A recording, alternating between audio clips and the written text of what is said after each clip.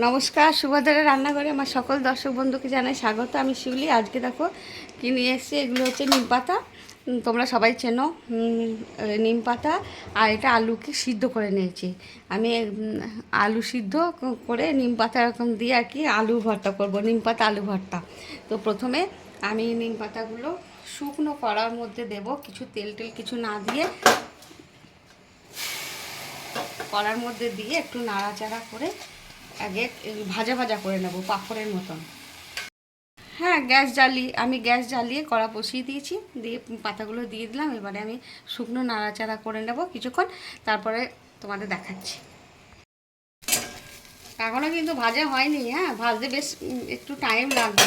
এরা পাঁপড়ের মতন হবে, দেখো দু একটা ডাল চলে গেছে।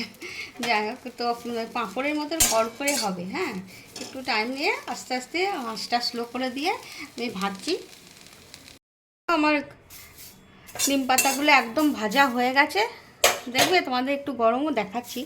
এই দেখো পাঁপড়ের মতো একদম কুড়মুড় করছে, এই যে। যাই হোক, এবার আমি এগুলোকে তুলে নেব।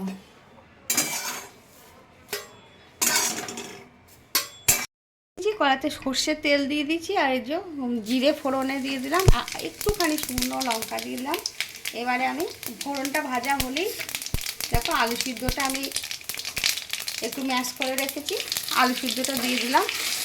এবার আমি আলু সিদ্ধ দিয়ে বানাচ্ছি, কারণ এবার দেখো যারা বেগুনে না অনেকের অ্যালার্জি হয়, তো বেগুন অনেকে খায় না, তো তাদের জন্য এরকম আলু সিদ্ধ দিয়ে মেখে দিলে নিম পাতা ভীষণ ভালো উপকার। আর নিম পাতা আমাদের বসন্তকালে খাওয়া ভীষণই দরকার, উচিত। আর যারা তাদের জন্য, আবার যারা কম মানে তেতো খেতে পছন্দ করে তাদের জন্য আমি এবার নিম পাতাটা দিয়ে দিলাম।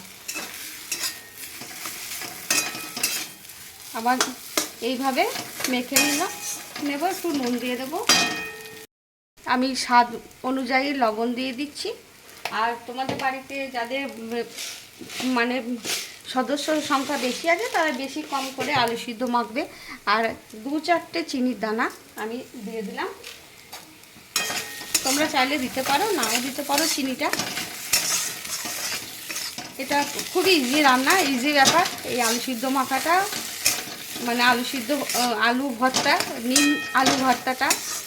তোমরা একবার এইভাবে বানাবে, বানিয়ে খেয়ে আমাকে কমেন্ট করে জানাবে তোমাদের কেমন লেগেছে। ঠিক আছে, আমি এবারে গ্যাসটা অফ করে দিচ্ছি, দিয়ে তোমাদের দেখাচ্ছি। আমার নিম পাতা আলু ভর্তা রেডি এবং সার্ভ করে দিয়েছি। তোমরা এইভাবে অবশ্যই একবার বানাবে, বানিয়ে খাবে, খেয়ে আমাকে কমেন্ট করে জানাবে তোমাদের কেমন লেগেছে। আর তোমরা সবাই ভালো থাকবে, সুস্থ থাকবে। তোমাদেরকে সকলকে অসংখ্য অসংখ্য ধন্যবাদ, অনেক অনেক ভালোবাসা। নমস্কার।